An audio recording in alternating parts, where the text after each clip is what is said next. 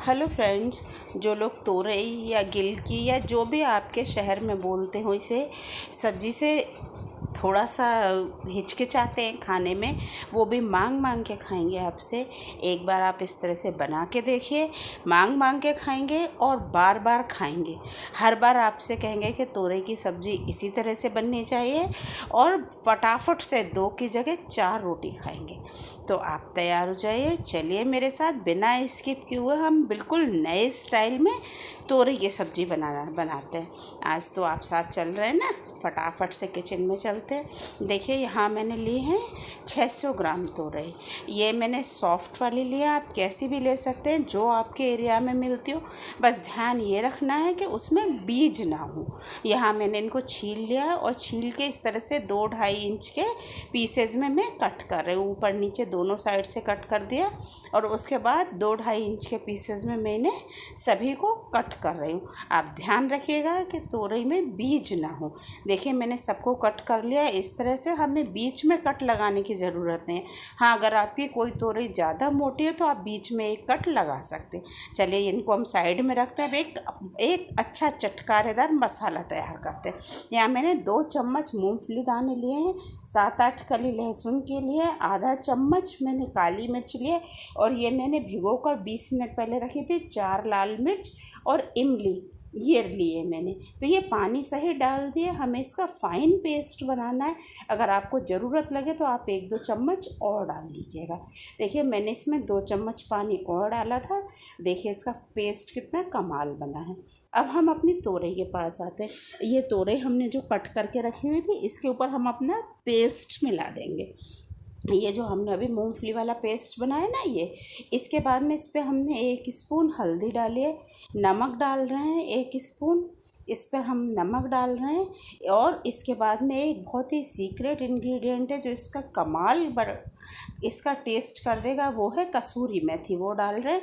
और 2 चम्मच oil, cooking oil जो भी आप खाते हैं उसे हम इसमें ऐड कर रहे हैं। देखिए, इस तरीके से हमने ऐड कर दिया। अब हम इसे चम्मच से पूरी सारी तोरई को अच्छी तरह से कोट कर लेंगे। ये चम्मच से तो पॉसिबल नहीं है कि कोट हो जाए, इसलिए इसे हम हाथ से अच्छी तरह से कोट करेंगे। तो इतना कोट करना है कि एक भी तोरई हमारी रहनी नहीं चाहिए। पूरा जो भी हमने मसाला बनाया है वो पूरा मसाला सभी तोरई में अच्छी तरह से लग जाए। देखिए, अच्छी तरह से कोट हो जाएंगे तभी तो मैरिनेट हो पाएंगे अच्छी तरीके से। हम इन्हें ढककर 10 मिनट के लिए साइड में रख देते हैं। तो चलिए, जब तक ये मैरिनेट हो रही है तब तक हम अपना बाकी का मसाला बना लेते हैं। तो इधर कुकिंग के लिए आ जाते हैं। यहाँ मैंने एक कढ़ाई रखी है, आप कोई भी पैन रख सकते हैं। उसमें 1 चम्मच ऑयल डाला है और 1 टीस्पून जीरा अच्छी तरह तड़क जाए तो यहाँ मैंने 1 प्याज लिया, उसे इस तरह पतले स्लाइसेस में कट किया है, और कट करके मैं इसे फ्राई कर रही हूँ। हमें प्याज को अच्छी तरह फ्राई करना है। आप चाहें तो प्याज की प्यूरी भी बना सकते हैं, चाहे तो बारीक कट कर सकते हैं, ये आपकी चॉइस है। मुझे ऐसे पसंद है, इसकी एक लेयर खुल जाती है तो अच्छी लगती है। देखिए, प्याज को हमें इस तरह से फ्राई करना है। यहाँ मैंने 2 टमाटर की प्यूरी यूज़ की है। आप टमाटर कट करके भी यूज़ कर सकते हैं।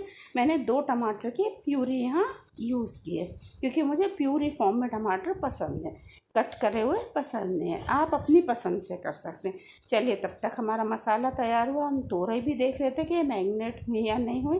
देखिए, तोरई ने काफ़ी सारा पानी रिलीज़ कर दिया है, मतलब अच्छी तरह से तैयार है हमारी तोरई कुक होने के लिए, और ये अच्छी खासी सॉफ्ट भी हो गई है। देखिए, कितना पानी रिलीज़ किया है तोरई ने।